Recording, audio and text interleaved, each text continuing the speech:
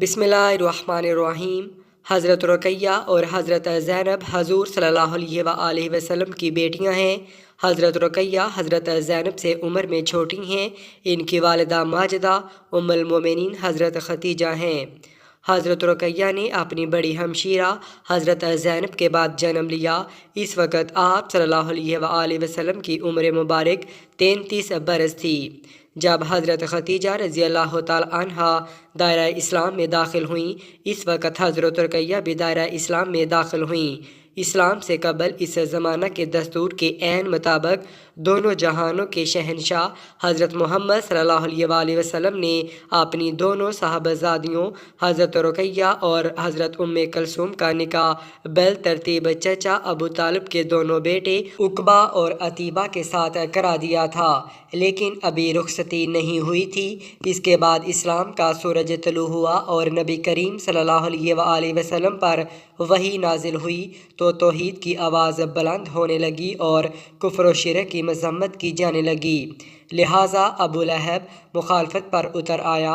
حضور کریم صلی اللہ علیہ وآلہ وسلم کو اس کی ایذا سے ہمکنار کیا تو اس کی مذمت میں قرآن پاک کی سورۃ لہب نازل ہوئی۔ اس سورت کے نازل ہونے کے بعد ابو لہب نے اپنے بیٹوں کو حکم دیا کہ حضور صلی اللہ علیہ وآلہ وسلم کی بیٹیوں کو طلاق دے دو، تو انہوں نے آپ صلی اللہ علیہ وآلہ وسلم کی صاحبزادیوں کو اپنے نکاح سے نکال دیا اور آپ صلی اللہ علیہ وآلہ وسلم کو اس اذیت سے دوچار کیا گیا، لیکن آپ صلی اللہ علیہ وآلہ وسلم نے اسلام کی خاطر یہ صدمہ بھی برداشت کیا۔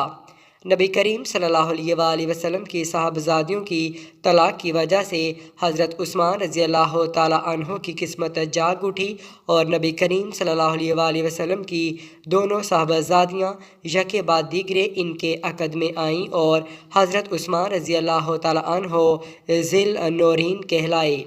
جب ابو لہب کے بیٹے نے حضرت رقیہ کو طلاق دی تو اللہ کے نبی حضرت محمد صلی اللہ علیہ وآلہ وسلم نے حضرت رقیہ رضی اللہ تعالی عنہ کا نکاح مکہ مکرمہ میں حضرت عثمان کے ساتھ کر دیا۔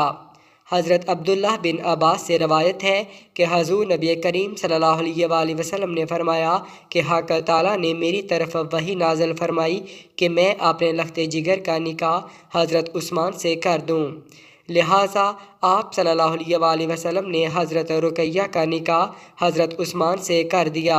2 ہجری میں جب رسول خدا صلی اللہ علیہ وآلہ وسلم اور صحابہ اکرام رضی اللہ تعالی عنہم غزوہ بدر کی تیاری میں مصروف تھے تو آپ صلی اللہ علیہ وآلہ وسلم کی صاحبزادی سیدہ رقیہ اچانک علیل ہو گئیں۔ وہ خسرہ کی بیماری میں مبتلا ہوئیں۔ آپ صلی اللہ علیہ وآلہ وسلم نے حضرت عثمان کو ارشاد فرمایا کہ حال چال معلوم کرنے کے لیے مدینہ میں ہی مقیم رہیں۔ آپ نے اپنے خادم حضرت اسامہ بن زید کو بھی مدینہ منورہ میں مقیم رہنے کا حکم صادر فرمایا۔ حضرت عثمان کا اصرار تھا کہ میں بھی جہاد میں شامل ہونے کی سعادت حاصل کروں، لیکن آپ صلی اللہ علیہ وآلہ وسلم نے فرمایا آپ کے لیے بدر میں حصہ لینے والے مجاہدین کے مساوی ثواب ہے اور مال غنیمت میں بھی آپ کا حصہ ہے، لہٰذا حضرت عثمان رضی اللہ تعالی عنہ مدینہ میں ہی مقیم رہیں۔ آپ صلی اللہ علیہ وآلہ وسلم کی صاحبزادی جو کہ حضرت عثمان کی زوجہ تھیں، ان کی تیمارداری آپ کے ذمہ تھی۔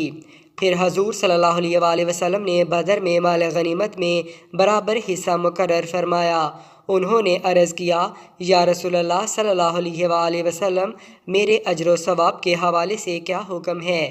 آپ صلی اللہ علیہ وآلہ وسلم نے ارشاد فرمایا ثواب بھی دیگر اہل بدر کے ساتھ مساوی ہے۔ جس روز زید بن حارث بدر میں مسلمانوں کو فتح اور کفار کی شکست کی خوشخبری لے کر مدینہ منورہ لے کر آئے تو اسی روز حضرت رقیہ نے وفات پائی۔ آپ صلی اللہ علیہ وآلہ وسلم کی تیسری صاحبزادی ام کلثوم بنت ختیجہ ہیں۔ رقیہ سے چھوٹی اور سیدہ فاطمہ الزہرا سے بڑی تھیں۔ آغاز ہی میں آپ اپنی والدہ ماجدہ اور بہنوں کے ہمراہ دائرہ اسلام میں داخل ہوئیں۔ اعلان نبوت سے قبل حضور نبی کریم صلی اللہ علیہ وآلہ وسلم نے ام کلثوم کا نکاح ابو لہب کے بیٹے عتیبہ سے کیا تھا، لیکن ابھی رخصتی نہیں ہوئی تھی کہ اعلان نبوت کے بعد ابو لہب کے حکم پر عتیبہ نے انہیں طلاق دے دی۔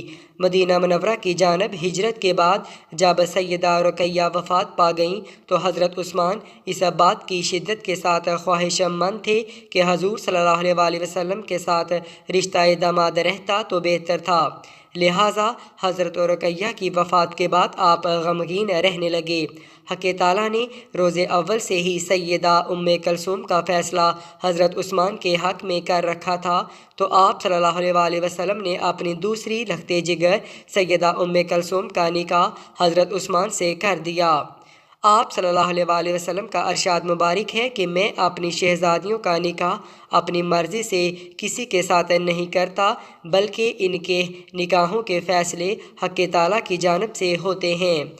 حضرت ام کلثوم کا نکاح حضرت عثمان سے ہو گیا اور پھر آپ رضی اللہ تعالیٰ عنہ کی وفات بھی حضرت عثمان کے گھر میں ہی ہوئی اور ان سے کوئی اولاد نہیں ہوئی۔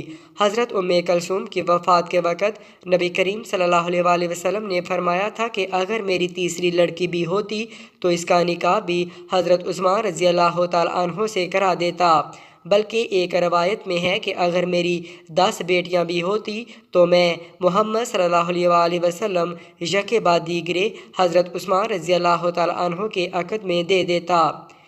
اور ایک روایت میں حضرت علی رضی اللہ تعالیٰ عنہ سے مروی ہے کہ نبی کریم صلی اللہ علیہ وسلم نے فرمایا اگر میری 40 لڑکیاں بھی ہوتیں تو یکے بعد دیگرے عثمان رضی اللہ تعالیٰ عنہ کے نکاح میں دے دیتا۔